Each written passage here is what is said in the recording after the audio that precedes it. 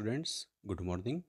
आज हम आपके लेसन जिसका हेडिंग है the portrait of A lady, जिसके लेखक का नाम है खुशवंत सिंह, के सेकंड पार्ट को हम आज पढ़ेंगे।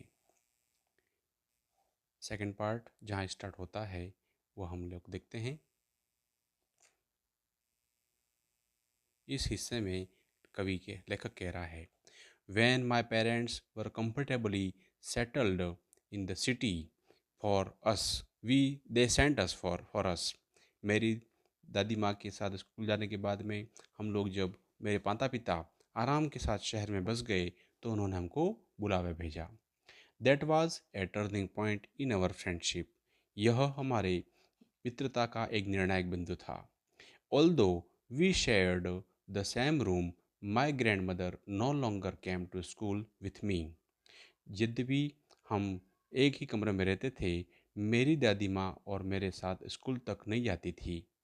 I used to go to an English school in a motor bus. मैं एक मोटर बस में बैठकर अंग्रेजी स्कूल में जाया करता था। There were no dogs in the street and she took to feeding sparrows in the courtyard of our city house. वह गलियों में कुत्ते भी नहीं होते थे और उन्होंने शहर के मकान के हमारे आंगन में गौरैयाओं को चुग्गा खिलाना शुरू किया। जब हम अगले हिस्से में पहुंचते हैं तो यहाँ पर लेखक है वो बता रहा है कि एज द ईयर्स रोल्ड, जैसे ही वर्ष गुजर गए,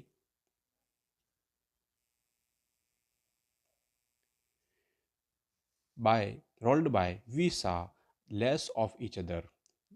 वर्षों गुजरने के बाद हम एक दूसरे से पहले की अपेक्षा कम मिलते थे। For some time, she continued to wake me up and get me ready for school. कुछ समय तक तो वह मुझे जगाती रही और स्कूल जाने के लिए मुझे तैयार करती रही। When I came back, she would ask me what the teacher had taught me.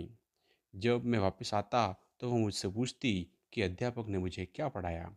I would tell her English words and little things of Western science and learning, the law of gravity, Archimedes principle, the world being round, etc. मैं उन्हें अंग्रेजी के शब्द और पाश्चात्य विज्ञान तथा ज्ञान की छोटी छोटी बातें, गुरुत्वाकर्षण का नियम, आर्किमिडीज का सिद्धांत, दुनिया गोल है आदि बातें बताया करता था। These made her unhappy. यह बातें मेरी दादी को दुखी कर देती थी, दुख पहुंचाती थी। She could not help me with my lesson. वह मेरे पाठ में मेरी मदद नहीं कर सकती थी। She did not believe in the things they taught at the English school and was distressed that there was no teaching about God and scriptures. अंग्रेज स्कूल में जो बातें हमें सिखाते थे वह उन बातों में वह विश्वास ही नहीं करती थी और बड़ी दुख होती थी यह जानकर कि वहाँ ईश्वर और धार्मिक ग्रंथों के बारे में कोई शिक्षा नहीं दी जाती है।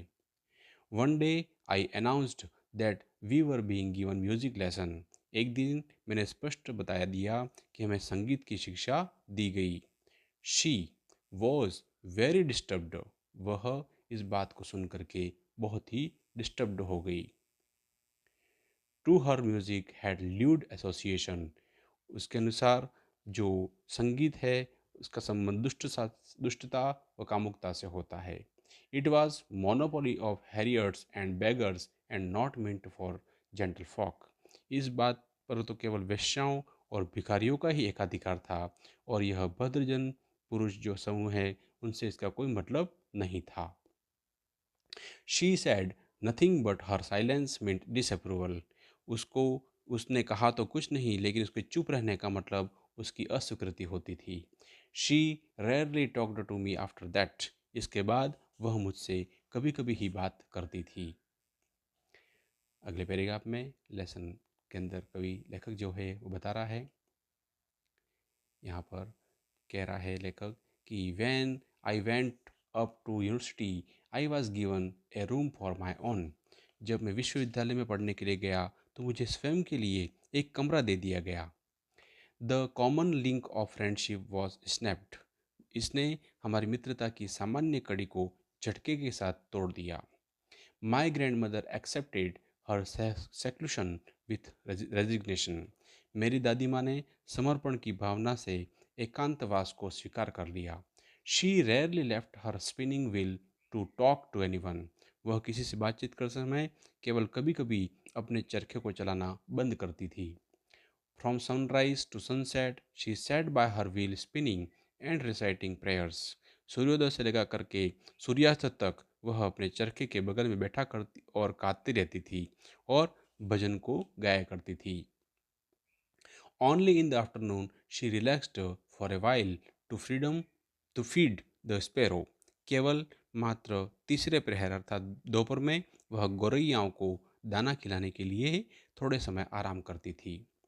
While she sat in the veranda, breaking the breads into little beads, hundreds of little birds collected round her, cre- creating a veritable bedlam of chirping. जितने समय वह रोटी के छोटे छोटे टुकड़े में तोड़ते हुए बरामदे में बैठी रहती, उतने समय सैकड़ों छोटी छोटी चिड़ियाँ अपने सचमुच की चहचहाट के शोरगुल करते हुए उसके चारों ओर इकट्ठा हो जाती थी. Some came and perched on her legs, other on her shoulders. कुछ आती और उसके टांगों पर बैठ जाती, कुछ उनके कंधों पर बैठ जाती थी. Some even sat on her head. कुछ तो उसके सिर पर बैठ जाती थी. She smiled but never shooed them away. वह कभी मुस्कुराती रहती थी, लेकिन कभी उसने शू शू करके उसे भगाती नहीं थी. It used to be happiest half hour of the day for her. यह उनके लिए दिन का सबसे अधिक खुशी का आधा घंटा हुआ करता था.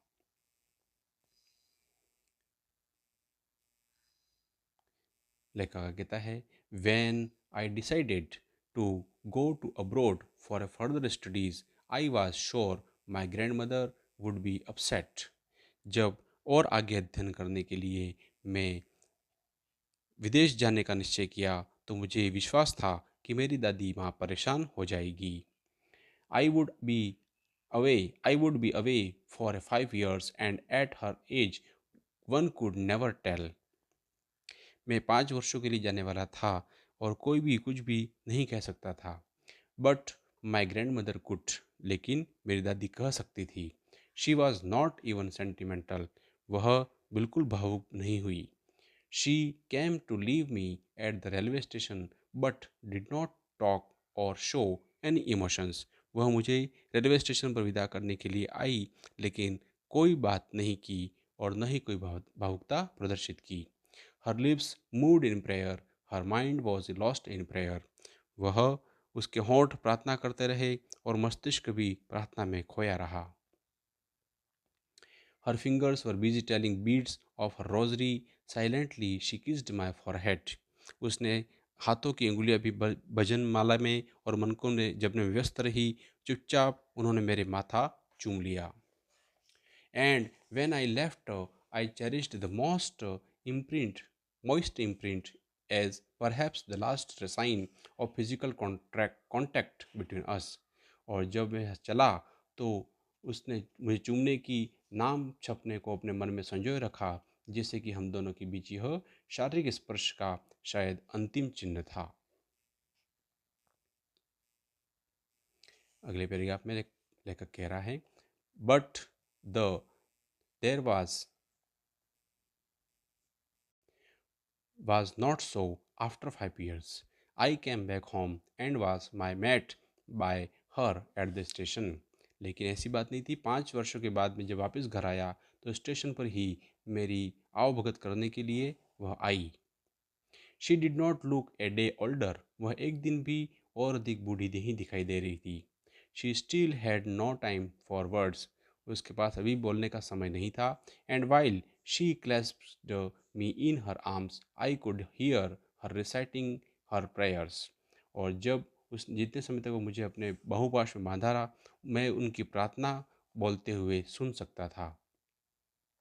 Even on the first day of my arrival, her happiest moments were with her sparrows, whom she fed longer and with pervilous rebukes. यहाँ तक कि मेरे आने के पहले दिन भी उसने सर्वाधिक खुशी के क्षण गौरैया चिड़ियों के साथ ही थे, जिनको वह बहुत देर तक और निरर्थक डांट फटकार देते हुए दाना खिलाती रही. In the evening, a chorus a change came over her. She did not pray. She collected the women in of her neighborhood, got an old drums and started to sing. शाम को उसने एक परिवर्तन आया। वह प्रार्थना नहीं गई। उसने पड़ोस की महिलाओं को एकत्रित किया और पुराना ढोल लिया और गाना शुरू कर दिया। For several hours, she thumped the sagging skin of the dilapidated drum and sang of her homecoming of warriors. कई घंटों तक वह उस जर्जर ढोल के जोहलदार चमड़े को थपकियां लगाती रही और योद्धाओं के घर वापसी के गीत गाती रही। We had to persuade her to stop to avoid overstraining. अधिक अधिक तनाव को बचने के लिए रोकने के लिए हमने उसे समझा बुझाकर राजी करना पड़ा। We had persuaded her to stop. That was the first time since I had known her that she did not pray. यह समय था जब मुझे पहला अवसर था जबकि उन्हें प्रार्थना नहीं करते हुए देखा गया था। The next morning she was taken ill. अगले दिन सुबह वह बीमार पड़ गई। It was a mild fever and the doctor told us that it would go. वह हल्का सा बुखार था और डॉक्टर ने हमको बताया कि वह ठीक हो जाएगी। But my grand mother thought differently, लेकिन मेरी दादी माँ कुछ अलग तरीके से सोचती थी। She told us that her end was near. उन्होंने हमें बताया कि उनका अंत निकट है। She said that since one only a few hours before the close of last chapter of her life she had omitted to pray. उन्होंने कहा कि उनके जीवन के अंतिम अध्याय के समय समाप्त होने वाला है और कुछ घंटे पहले ही उन्होंने प्रार्थना करना छोड़ दिया था। She was not going to waste any more time talking to us. वह हमसे बातचीत करने में और अधिक समय बर्बाद करना नहीं चाहती थी। We protested but she ignored our protest. हमने उसका विरोध किया लेकिन उसने हमारे विरोध को नज़रअंदाज कर दिया। She lay peacefully in bed praying and telling her beads. वह शांतिपूर्ण बिस्तर पर लेटी हुई प्रार्थना करती रही और अपनी माला के मनकों को फेरती रही।